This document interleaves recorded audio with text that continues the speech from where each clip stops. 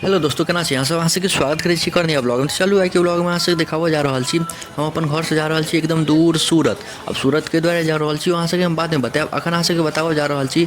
आइ के ब्लॉग में अहाँ सबके देखो के मिलत फुल ट्रेन के जर्नी। तो अहाँ सब अंत तक बनल रहू, बहुत मजा आयत। तो देखियो, हम दरभंगा से मुजफ्फरपुर आबि गेलिए। मुजफ्फरपुर से सूरत के ट्रेन छै। तो अब डायरेक्ट दरभंगा से नहीं छले, तैं मुजफ्फरपुर से सूरत के ट्रेन छै। और देखियो, एते सामान सब लऽ के एलिए। देखियो, ई 1 2 3 4 5 6 गो सामान छै। 3 गोटा छिए, ठंडा छै। और ओतऽ भैया लग जा रहल छिए। चलू हम बाद में बताएब ओ सब कैले जा रहल छिए। तो 3 दूनी 6 गो सामान छै, हम सब 3 गोटा छी, तो काफ़ी ज़्यादा सामान भऽ गेलै। तखन ट्रेन आबऽ में बहुत समय छै। हम सब कनी जल्दी आबि गेलिए। ठंडा के मौसम छलै और रात में ट्रेन छै 10 बजे। तो हम सब कनी सवेरे आबि गेलिए। देखियो, मुजफ्फरपुर जंक्शन पर पहुँच गेलिए। ई 6 बजे बुझियो ना, 6 नहीं 6:30 बजे हम पहुँच गेलिए हम सब मुजफ्फरपुर। और रात के 10 बजे ट्रेन छै। तो कनी टाइम छै ट्रेन के आबऽ में। तैं हम सब आराम से ओतऽ बैसल छलिए। तो सोचलू ब्लॉग बना के हम सबके दिखा दिए, फुल जर्नी देखाएब ट्रेन के। देखियो, अब ट्रेन में हम सब बैस रहलिए। ट्रेन आबि गेलै। एखन फुल पूरा खाली छै ट्रेन। धीरे धीरे भरते। अब देखियो, जखने ट्रेन में बैसलिए तो ई पैकेट थमा देल गेलै। थर्ड एसी ट्रेन छै। थर्ड एसी स्लीपर नहीं छै, थर्ड एसी छै। तो चलू अहाँ सबके देखाबै छी सब चीज। तकिया देलकै, कम्बल देलकै। देखियो, एगो तकिया देलकै, ई कम्बल छै। ई सब पहले से राखल छलै। आ एतऽ सामान सब धऽ देलिए। ई इम्हर बगल वाला के छै। हमर 3 गो छै, ऊपर नीचा बीच वाला तीनों सीट छै। आ ई देखियो, में सफारी छै। में से 2 गो चद्दर शायद निकलते। पहले 2 गो दै छलै, अब अखन पता नहीं। तो देखियो, 2 गो निकलत। हम पहले केने छी, तैं हमरा इसके बारे में पता है। देखियो, 1 सेकंड।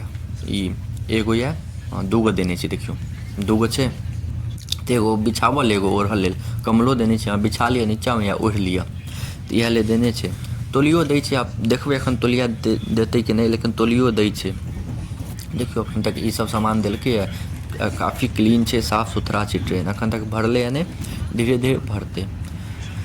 काफ़ी बढ़िया लागल, साफ सुथरा तो छै। थर्ड एसी रहिते छै। अब देखियो, बाहर से अहाँ सबके देखा रहल छी, ट्रेन चल रहल छै। अहाँ सबके नज़ारा देखा रहल छी। अहाँ सब ई चैनल के सब्सक्राइब कऽ के राखू। हम जा रहल छी सूरत। भैया के घर लेलकै, हमर भैया अपन भैया छै, भाय छै। वह घर लेलकै है सूरत में। ओकरे घरवास में हम सब जा रहल छी।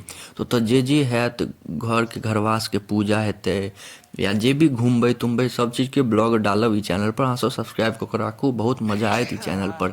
मैथिल से जुड़ल हर चीज़ देखाएब अहाँ सबके। तो देखियो, ट्रेन एक जगह कतौ रुकल छलै। तो ओतऽ हम सब कनी बाहर निकल कर टहलै छियै। एतऽ काफ़ी देर रुकलै है।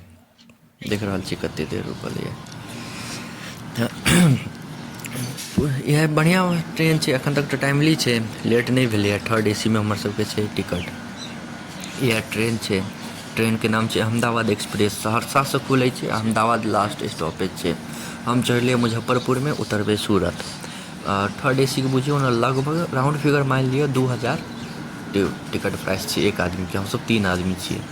तो वह जा रहल छी भैया लग। ये देखियो, वंदे भारत ट्रेन छै। ये एते रुकल छै, बहुत देर रोकि देलकै। तऽ ट्रेन देख रहल छी स्टेशन पर छै। अहाँ सब सब्सक्राइब कऽ के राखू। पूरा ब्लॉग हम देखाएब, जतऽ जतऽ घूमऽ जेबै। बहुत जगह घूमऽ जेबै, भैया कहलकै बहुत जगह घुमाएब। देखियो, तऽ एगो लिफ्टो छै।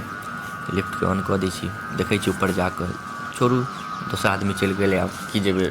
ट्रेन वेन खुलि जेतै तऽ लटकले रहि जाएब। मस्ती वस्ती सब एनाही करै छियै, तऽ हम सबके दिखाबै छी।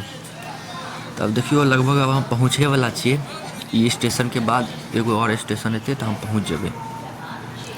तो बहुत बढ़िया अखन तक टाइमली छै। टाइमलियो पहुँचा देते। ओतऽ भैया स्टेशन पर आबि गेल छै लेबऽ लेल। भैया के अपन कार छै, तो उएह में जेबै। 6 सामान छै। 6 सामान के बढ़िया से राखि देलिए ट्रेन में। अब उतारऽ के जिम्मेदारी छै, उतारबऽ पड़तै। ओतऽ तऽ भैया आबि जेतै, तो उतारऽ में नहीं दिक्कत हेतै। देखियो, ई स्टेशन के बाद अब वो देखियो, अब पहुँच गेलिए हम सब। अब जा रहल छी सामान वामान उतारि कऽ। अब जा रहल छी घर। और अहाँ सब सब्सक्राइब कऽ के राखू। बहुत बढ़िया बढ़िया ब्लॉग आयत। जतऽ जतऽ घूमऽ जेबै ओतऽ तक ब्लॉग आयत। तऽ अहाँ सब कते देर तक देखऽ के लिए धन्यवाद।